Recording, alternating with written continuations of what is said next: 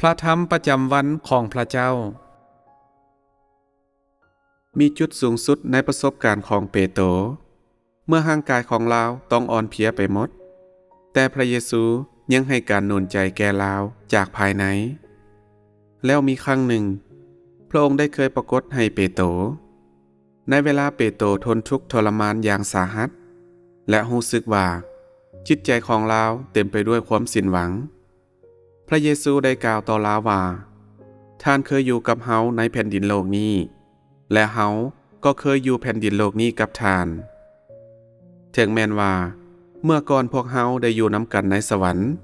แต่ในความจริงแล้วมันก็คือโลกแห่งวิญญาณเดี๋ยวนี้เฮาได้กลับมายังโลกแห่งวิญญาณนี้แล้วและท่านแม้นยังอยู่แผ่นดินโลก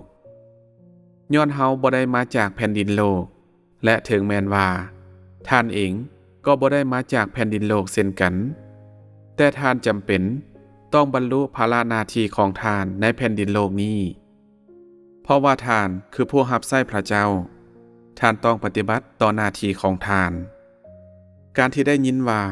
เราจะสามารถอยู่เคียงข้างกับพระเจ้าอีกเราก็อบอุ่นใจขึ้นในเวลาที่เปโตรประสบกับความทุกข์ทรมานดังกล่าวที่เราเกือบต้องได้นอนพักฟื้นอยู่ในบ่อนเรารู้สึกเสียใจหลายจนถึงขั้นได้อ้อนวอนว่าข้าน้อยเป็นคนสัวซ่าหลายข้าน้อยบ่สามารถเป็นที่พึ่งพอใจพระเจ้าได้พระเยซูก็ปรากฏต่อหน้าเราแล้วกล่าวว่าเปโตรบ่แม่นเป็นเพราะว่าท่านลืมคำมั่นสัญญาที่ท่านเคยตั้งไว้กับเฮาแล้วบ่ท่านลืมทุกสิ่งที่เฮาได้กล่าวกับท่านแล้วบ่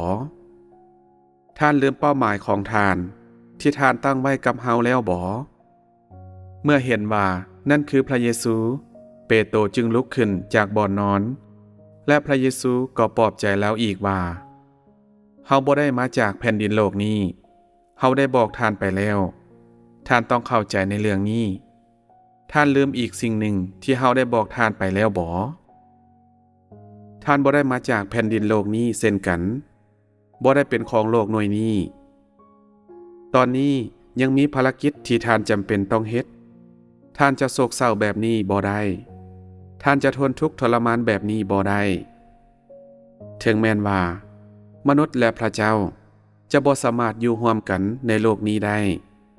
เฮาก็มีภารกิจของเฮาท่านก็มีภารกิจของท่านและมื้อหนึ่ง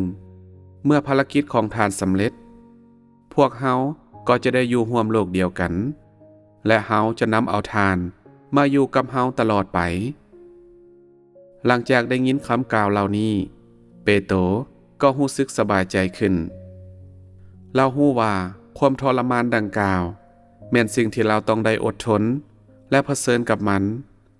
และนับตั้งแต่นั้นมาเราก็ได้รับการโดลบันดาลใจพระเยซูปรากฏต่อหน้าเปโตรทุกครั้งในเวลาสำคัญเพื่อให้ความสว่างและให้การชี้นำที่พิเศษและพระองค์ก็ปฏิบัติเวียกงานเพื่อช่วยกระตุ้นจิตวิญญาณของเราแล้วเปโตรเสียใจกับสิ่งใดหลายที่สุดบ่ดลหลังจากเปโตรได้ว่าพระองค์แม่นพระบุตรของพระเจ้าที่ทรงมีชีวิตพระเยซูถามคำถามต่อไปกับเปโตรพระเยซูถามเราว่าเปโตรท่านบ่เคยฮักเฮาเลยบ่เปโตรเข้าใจความหมายของพระเยซูดีและตอบว่าพระผู้เป็นเจ้า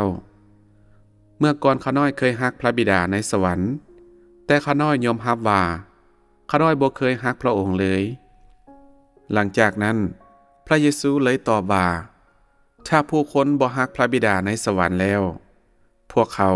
จะฮักพระบุตรในแผ่นดินโลกนี้ได้แนวใด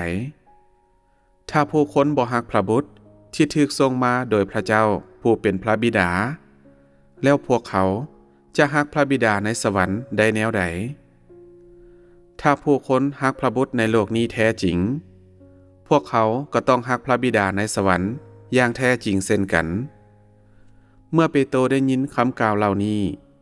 เรารู้สึกว่าตนเองยังขาดเขินหลายเรารู้สึกเสียใจเสมอ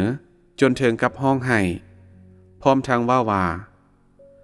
ข ข้าน้อยเคยฮักพระบิดาในสวรรค์แต่ข้าน้อยบ่เคยฮักพระองค์เลยหลังจากการฟื้นคืนชีวิต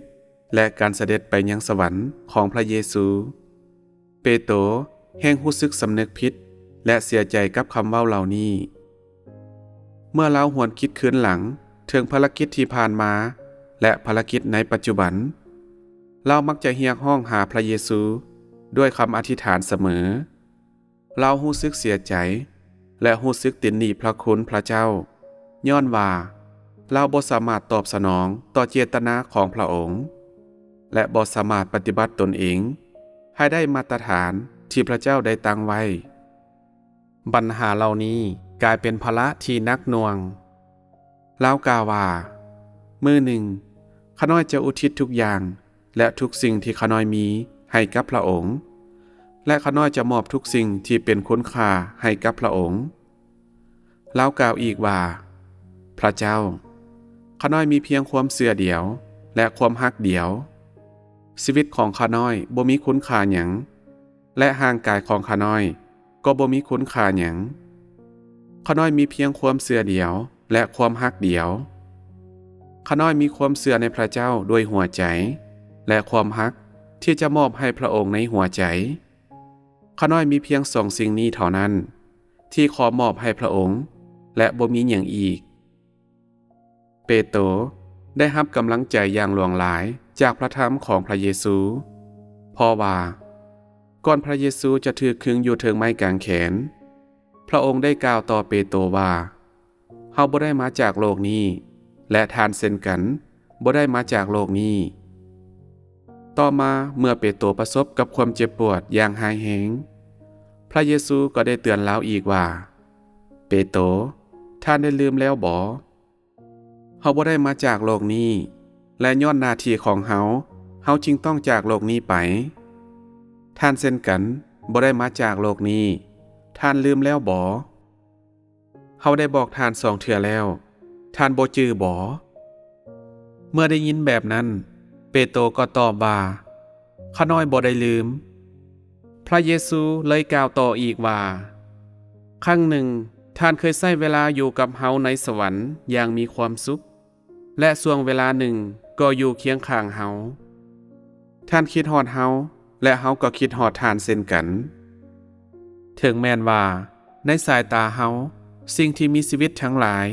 แม้นบ่มีคุณค่าพอที่เฮาจะกล่าวถึงแต่จะบ่ให้เฮาฮักบุคคลที่ให้เดียงสาและมีจิตใจงดงามอย่างท่านได้แนวใดท่านลืมคำสัญญาของเฮาแล้วบ่ท่านต้องรับเอาการฝากฝังของเฮาในโลกนี้ท่านต้องบรรลุหน้าที่ที่เฮามอบหมายให้ท่านแน่นอนมื้อหนึ่งเฮาจะพาท่านมายืนอยู่เคียงข้างเฮาหลังจากได้ยินแบบนี้เปโตรจึงมีกำลังใจขึ้นและได้รับแรงบันดาลใจอย่างใหญ่หลวงเมื่อเวลาที่ลาวถูกขึงอยู่เทิงไม้กางแขนนั้นเราก็สามารถกล่าวว่าพระเจ้าข้าน้อยฮักพระองค์อย่างสุดหัวใจถึงแม้นว่าพระองค์บอกให้ข้าน้อยตายข้าน้อยก็จะยังฮักพระองค์อย่างสุดหัวใจบ่ว่าพระองค์จะทรงวิญญาณของข้าน้อยไปไสก็ตามบ่ว่าพระองค์จะปฏิบัติตามคำสัญญาในอดีตของพระองค์หรือบ่จากนี้ไปบ่ว่าพระองค์จะกระทำสิ่งใดก็ตามข้าน้อยขอฮักพระองค์และเชื่อในพระองค์ตลอดไปสิ่งที่เปโตรยึดมั่นก็คือความเชื่อและความฮักที่แท้จริง